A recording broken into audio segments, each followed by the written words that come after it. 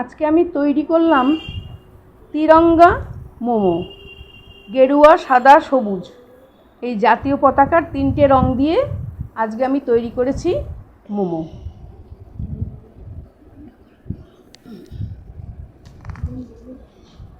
দেখুন মোমোগুলো দেখতে কেমন হয়েছে, কি জাতীয় পতাকার রং হয়েছে, কেমন লাগছে আপনাদের কমেন্ট করে অবশ্যই জানাবেন। আপনারাও এইভাবে তৈরি করুন।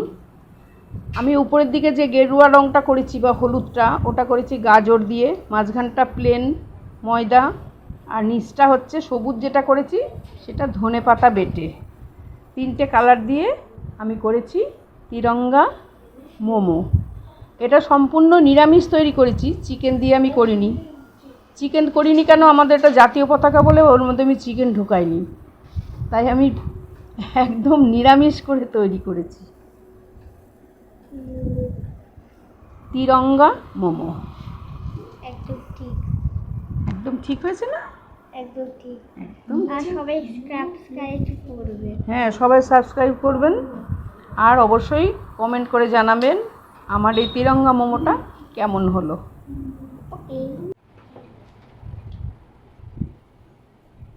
মোমো আমার রেডি, ভাপানো হয়ে গেছে গরম গরম মোমো। তার সঙ্গে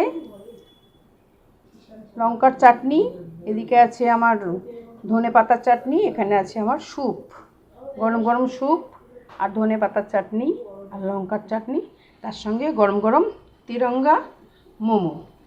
এই একমাত্র শুধু কবিতা বোসের রান্নাঘরে এইটা পাবেন, আর কোথাও পাবেন না, বুঝেছেন? আপনারা চলে আসুন, সবাই মিলে অর্ডার করুন, দেখবেন আমি সঙ্গে সঙ্গে তৈরি করে দেব তিরঙ্গা মোমো।